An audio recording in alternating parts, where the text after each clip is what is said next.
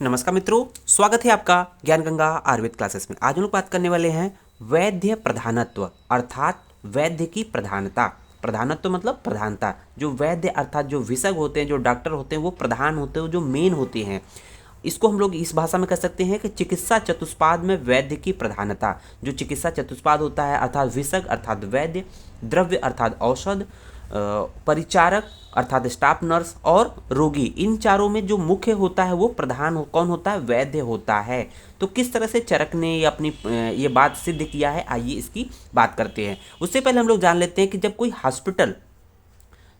Hospital की बात करता है तो हॉस्पिटल कौन खोलता है? तो हॉस्पिटल डॉक्टर खोलते हैं, ठीक है ना। हॉस्पिटल डॉक्टर खोलते हैं। ऐसा नहीं कि ये जो लाइसेंस किसके नाम में मिलता है? डॉक्टर के नाम में मिलता है।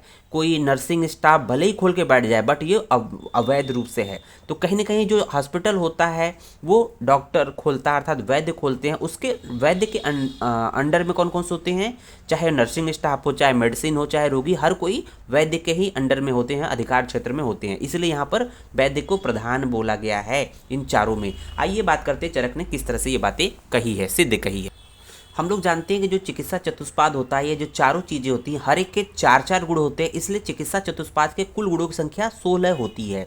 तो 16 गुणों से युक्त जब सिस्टम रहेगा तब कहीं हम लोग को हर एक रोग का जो निजात हो जाएगा, वो रोगी जल्दी से ठीक होगा। इसलिए बोला गया चिकित्सा चतुष्पाद अपने अपने गुणों से युक्त होंगे तो किसी भी रोगी को हम लोग आसानी से ठीक कर सकते हैं। किसी भी रोगों को, जो ठीक होने वाले रोग हैं, उनको आसानी से ठीक कर देंगे। इसलिए यहाँ पर वैद्य की प्रधानता बताई गई है। तो सबसे पहले लाइन में क्या दिया है? कारणम षोडश गुणम सिद्धो पाद चतुष्टयम विज्ञाता शासिता युक्ता प्रधानम विसग तत्र तू। तो यहाँ पर पहली लाइन में क्या दिया है कि 16 गुणों से युक्त, 16 गुणों से युक्त ये चिकित्सा के 4 पद। तो देखेंगे पाद चतुष्टयम मतलब 4 पद, पाद अर्थात चतुष्टयम मतलब 4 पद, षोडश गुण से युक्त, 16 गुणों से युक्त चिकित्सा के 4 पद सिद्धि में कारण होते हैं। किसी भी रोग की सिद्धि या उसको ठीक करने में कारण होते हैं। तो कहने का मतलब 16 गुणों से युक्त चिकित्सा के 4 पद किसी भी रोग की सिद्धि में कारण होते हैं।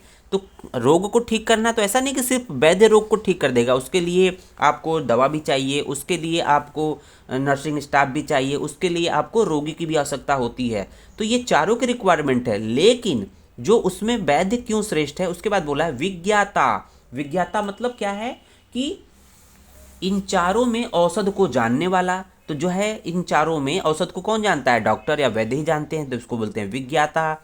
दूसरा है शासिता। जो नर्सिंग स्टाफ होता है, जो नर्स होते हैं, उन पे शासन करने वाला अर्थात उनको आर्डर देने वाला कि ये दवा इस समय देना है, ये दवा ऐसे देना है। ये शासन कौन करेगा? ये बताएगा कौन? डॉक्टर बताएगा, वैद्य बताएगा।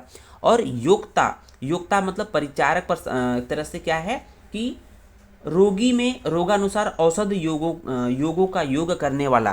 तो योक्ता का मतलब रोगी को किस समय कौन सी औषधि देना है, कितनी देना है, ये डिसाइड कौन करता है? इसको बोलते हैं योक्ता। ये कौन करता है? ये विशेषज्ञ अर्थात वैद्य होता है और यही प्रधान है।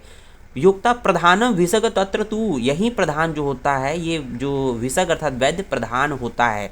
किस कारण की वजह से? विज्ञाता शासिता योक्ता। विज्ञाता शासिता योक्ता की वजह से ये जो वैद्य है ये प्रधान है।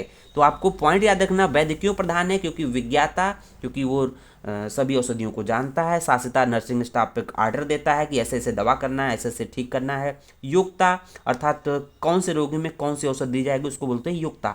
ये 3 गुण होते हैं जिसके बेसिस पे जो वैद्य प्रधान होता है। उम्मीद है ये वीडियो आपको समझ में आया होगा। साथ ही साथ चरक ने एक उदाहरण और प्रस्तुत किया है कि किस तरह से वैद्य प्रधान होता है। उस उदाहरण को हम लोग देख लेते हैं, उसके बाद इसको एंड करते हैं। तो यहाँ देख रहे होंगे कि चरक ने क्या उदाहरण दिया है कि किस तरह से वैद्य प्रधान होता है। तो उसका उदाहरण दिया है कि जिस प्रकार मिट्टी, दंड अर्थात डंडा, चक्र अर्थात जो चक्र होता है, और सूत्र अर्थात धागा, इन चारों के रहते हुए बिना वैद्य, बिना कुम्हार के घड़े की उत्पत्ति नहीं हो सकती। अर्थात कहीं ना कहीं कुम्हार को, जो मिट्टी बनाता, जो व्यक्ति मिट्टी बनाता है उसको कुम्हार कहते हैं। पात्र जो बर्तन बनाता है मिट्टी के, उसको कुम्हार कहते हैं।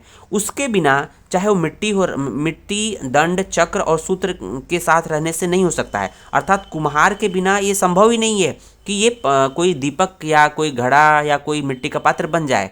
उसी प्रकार से पादत्रय अर्थात पादत्रय का मतलब वैद्य को छोड़कर जो भी आतुर हैं, स्टाफ नर्स हैं, द्रव्य के होने पर भी वैद्य के अभाव में आरोग्य की प्राप्ति नहीं हो सकती। अर्थात जब किसी भी रोगी को ठीक करना है तो उसमें वैद्य को इम्पोर्टेंस देना ज़रूरी है। बिना वैद्य के जो है रोगी व्यक्ति ठीक नहीं हो सकता। तो इस तरह से चरक ने उपमा दी है। उम्मीद है वीडियो समझ में आया होगा।